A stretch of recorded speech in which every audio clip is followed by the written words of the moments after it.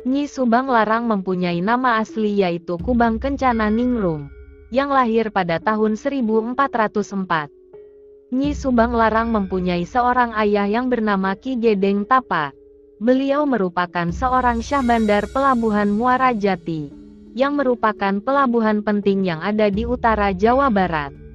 Nyi Subang Larang dalam pernikahannya mempunyai 3 orang anak yaitu yang bernama Raden Walang Sungsang atau Pangeran Cakra Buana pada tahun 1423, yang kemudian menjadi penguasa Cirebon. Nyai Larasantang pada tahun 1426, mempunyai anak yang bernama Syarif Hidayatullah atau yang dikenal dengan sebutan Sunan Gunung Jati. Raja Sangara pada tahun 1428. Selain itu beliau juga dikenal dengan sebutan Raden Kian Santang. Ketika Nyi Subang Larang telah meninggal, maka kemudian ketiga anaknya ini yang mempunyai peran penting dalam mengubah Jawa bagian barat menjadi penyebaran Islam. Selain itu pada tahun 1441 Nyai Subang Larang wafat di daerah Keraton Pakuan. Setelah itu dimakamkan di Muara Jati. Pada saat itu, Jawa Barat dikuasai oleh 2 kerajaan besar yaitu Galuh yang berpusat di Ciamis dan Kerajaan Sunda yang berada di Pakuan Pajajaran, Bogor. Pada saat itu Kerajaan Sunda dipimpin oleh Raja Susuk Tunggal yang merupakan beliau adalah saudara Prabu Anggalarang. Selain itu kedua kerajaan ini juga menguasai beberapa kerajaan kecil seperti Wanagiri, Japura, Singapura dan lain sebagainya. Pada tahun 1415, di mana Islam mulai dikenal di sana, pada saat kedatangan rombongan armada Cina yang dipimpin oleh Laksamana Zheng He yang beragama Islam di Muara Jati. Selain itu juga pada tahun 1418, terdapat seorang ulama Islam yang bernama Syekh Hasanuddin bin Yusuf Siddiq, yang menumpang perahu dagang yang dari Champa, kini menjadi wilayah bagian Vietnam dan sebagian lagi Kamboja. Kemudian Syekh Hasanuddin pergi ke Karawang, dan kemudian mendirikan pesantren yang berada di daerah Pura, Desa Talagasari, Karawang. Pesantren Syekh Hasanuddin diberikan nama Pesantren Kuro. Karena hal ini, kemudian beliau dikenal dengan sebutan Syekh Kuro.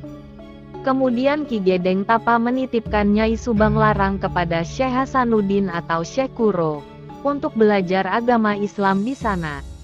Nyai Subang Larang belajar di sana selama 2 tahun lamanya. Selain itu Syekh Kuro memberikan gelar kepada Subang Larang, pahlawan berkuda. Nyai Subang Larang kembali ke Muara Jati pada tahun 1420.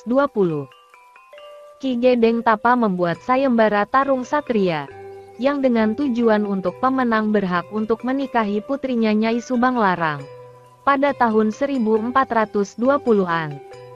Di dalam sayembara itu, yang menjadi pemenang yaitu Pamanah atau Raden Manarasa dari Wangsa Siliwangi. Hal ini kemudian beliau berhak untuk menikahi Nyai Subang Larang. Walaupun di dalam sayembara itu terdapat lawan yang sangat berat, yaitu Amuk Marugul yang merupakan putra dari Prabu Susuk Tunggal. Namun beliau tetap menjadi pemenangnya. Setelah itu Nyai Subang Larang menikah dengan Pamanah di pesantren Syekh Kuro. Dalam riwayat lain dinyatakan bahwa Pamanah mempunyai rasa jatuh cinta kepada Nyai Subang Larang sudah lama, sejak beliau mendengarkan Nyai Subang Larang mengaji di pesantren Syekh Kuro. Selain itu di dalam tahun yang sama, terjadi juga peperangan antara Nagari Singapura, dipimpin oleh Pamanah, dengan Nagari Japura, Amuk Marugul. Di dalam peperangan tersebut Pamanahlah yang dapat memenangkannya. Setelah itu Pamanah Rasa pergi ke Pakuan yang berada di Kerajaan Sunda, yang kemudian bertemu dengan Kantring Manikmayang Sunda, yang merupakan adik dari Amuk Marugul yang tak lain merupakan putri dari Prabu Susuk Tunggal. Kemudian Pamanah Rasa menikahi Kentring Manikmayang Sunda, yang kemudian setelah pernikahannya itu beliau diangkat menjadi putra mahkota oleh Susuk Tunggal. Hal ini dikarenakan Pamanah Rasa dianggap lebih cakap dari Pasa Amuk Marugul. Setelah itu Pamanah Rasa kemudian memboyong Nyai Subang Larang untuk tinggal di Keraton Pakuan Pajajaran, yang ada di Bogor bersama dengan istri lainnya. Yang setelah itu kemudian Pamanah Rasa diangkat menjadi raja dengan gelar yang didapat Prabu Siliwangi.